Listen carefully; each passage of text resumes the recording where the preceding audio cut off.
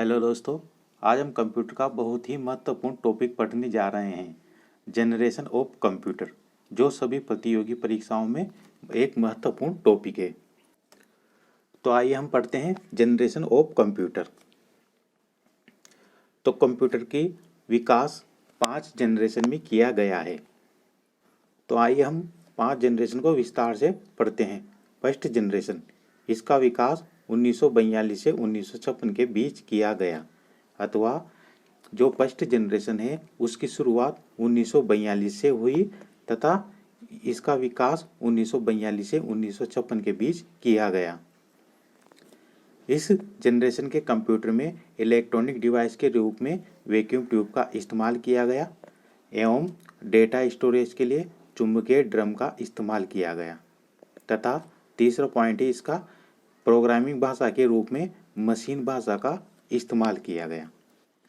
तो इसका विकास 1942 से 1956 के बीच किया गया और इसमें पहला पॉइंट है, इसमें वैक्यूम ट्यूब का इस्तेमाल किया गया इलेक्ट्रॉनिक डिवाइस के रूप में।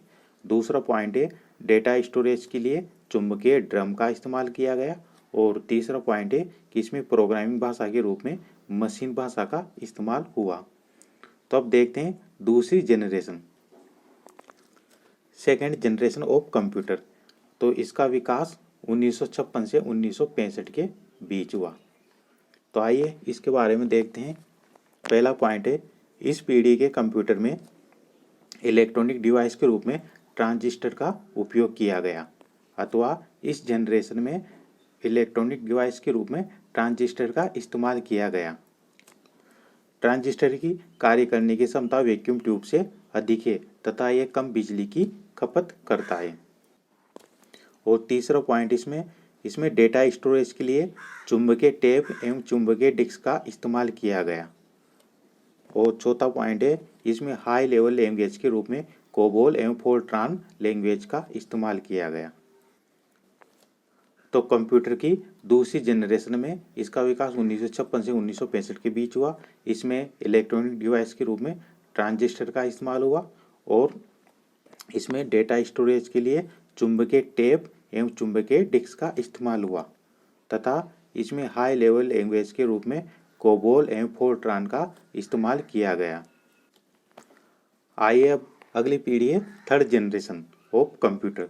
तो इसका विकास 1965 से 1975 के मध्य हुआ। इस जनरेशन के कंप्यूटर में ट्रांजिस्टर के स्थान पर आईसी का इस्तेमाल हुआ, अथवा इस जो थर्ड जनरेशन है उसमें इलेक्ट्रॉनिक डिवाइस के रूप में आईसी का इस्तेमाल किया गया। दूसरा पॉइंट है, इसमें इनपुट व आउटपुट के लिए पहली बार कीबोर्ड और मॉनिटर का इस्तेमाल किया गया। और इसका तीसरा पॉइंट है, इसमें ऑपरेटिंग सिस्टम की अवधारणा को भी इसी जनरेशन में अपनाया गया। तो इसमें इलेक्ट्रॉनिक डिवाइस के रूप में आईसी का इस्तेमाल हुआ तीसरी जनरेशन में, और कीबोर्ड और माउस का इस्तेमाल, कीबोर्ड अथवा मॉनिटर का इस्तेमाल पहली बार इसी जनरेशन में किया गया तथा ऑपरेटिंग सिस्टम की अवधारणा को भी इसी जनरेशन में अपनाया गया। अब है चौथी generation, fourth generation of computer. इसका विकास 1975 से 1988 के बीच हुआ। इस जनरेशन के में माइक्रो प्रोसेसर की शुरुआत हुई, जिसमें हजारों आईसी चिप को एक सिलिकॉन चिप पर लगाया गया, जिसकी वजह से छोटे आकार के कंप्यूटर ने जन्म लिया, जिसे डेस्कटॉप कंप्यूटर या पर्सनल कंप्यूटर नाम दिया गया। और दूसरा पॉइंट, इसमें इस पीढ़ी के कंप्यूटर में उच्च स्तरीय प्रोग्रामिंग भाषा के रूप में सी व C++ का इस्तेमाल किया गया। तो फोर्थ जनरेशन का विकास 1975 से 1988 के बीच हुआ। इसमें पहली बार माइक्रो प्रोसेसर की शुरुआत हुई।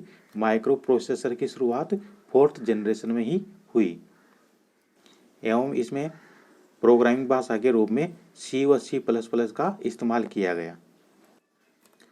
जो हम घरों में व ऑफिस में यूज करते हैं वह पर्सनल कंप्यूटर है, उसका नाम पर्सनल कंप्यूटर या उसे डेस्कटॉप कंप्यूटर भी कहा जाता है। अब है फिफ्थ जनरेशन। इसका विकास 1988 से अभी तक चल रहा है, वर्तमान काल तक। इस जनरेशन के कंप्यूटर में एक नई तकनीक का विकास किया गया जिसे ULSI कहा जाता है। तो ULSI का फुल फॉर्म है अल्ट्रा लार्ज स्केल इंटीग्रेशन। और इसी का दूसरा पॉइंट है, इस पीढ़ी के कंप्यूटर में कृत्रिम बुद्धि की अवधारणा को अपनाया गया, वॉइस रिकॉग्निशन को अपनाया गया, मोबाइल संचार, सैटेलाइट संचार आदि का आरंभ इसी जनरेशन में किया गया एवं इसमें उच्च स्तरीय प्रोग्रामिंग भाषा के रूप में जावा और .NET की शुरुआत हुई।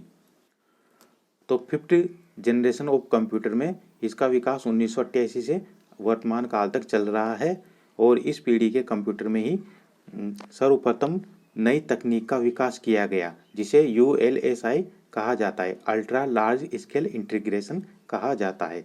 और इसमें कृत्रिम बुद्धि की अवधारणा को अपनाया गया और सैटेलाइट, मोबाइल संचार आदि का प्रारंभ इसी कंप्यूटर में हुआ। जो वर्तमान में चल रही है वो 5th जनरेशन के कंप्यूटर है। तो आइए अब देखते हैं कंप्यूटर के कुछ महत्वपूर्ण प्रश्न जो अक्सर परीक्षाओं में आते रहते हैं। दूसरी पीढ़ी के कंप्यूटर में इलेक्ट्रॉनिक डिवाइस के रूप में किसका प्रयोग किया गया? तो दूसरी पीढ़ी के कंप्यूटर में इलेक्ट्रॉनिक डिवाइस के रूप में ट्रांजिस्टर का इस्तेमाल किया गया। तो इसका बी आंसर हो जाएगा ट्रांजिस्टर। और वैक्यूम ट्यूब का इस्तेमाल किस में किया गया? वैक्यूम ट्यूब का इस्तेमाल प्रथम पीढ़ी में किया गया। और माइक्रो प्रोसेसर का इस्तेमाल, माइक्रो प्रोसेसर की शुरुआत चौथी पीढ़ी के कंप्यूटर में की गई। और IC का इस्तेमाल तीसरी पीढ़ी के कंप्यूटर में किया गया। तो इसका आंसर हो जाएगा बी ट्रांजिस्टर। नेक्स्ट क्वेश्चन है, माइक्रो प्रोसेसर कौन सी पीढ़ी में पेश किया गया? तो माइक्रो प्रोसेसर चौथी पीढ़ी में पेश किया गया। दूसरी पीढ़ी में उच्च स्तरीय प्रोग्रामिंग भाषा है। तो दूसरी पीढ़ी में हाई लेवल लैंग्वेज कौन सी? कोबोल एवं फोर्ट्रान। अगला क्वेश्चन है, चौथी पीढ़ी का कंप्यूटर कब विकसित किया गया? तो चौथी पीढ़ी का कंप्यूटर 1975 से 1988 के बीच विकसित किया गया। नेक्स्ट क्वेश्चन है, वैक्यूम ट्यूब का प्रयोग किस जनरेशन में किया गया? तो वैक्यूम ट्यूब का प्रयोग प्रथम जनरेशन में किया गया। अगला क्वेश्चन है, IC का इस्तेमाल किस जनरेशन में किया गया? तो IC का इस्तेमाल तीसरी जनरेशन में किया गया। तो 3rd जनरेशन में IC का इस्तेमाल किया गया।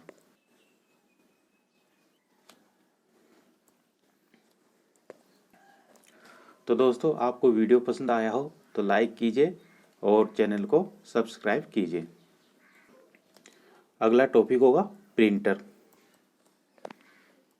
So thank you.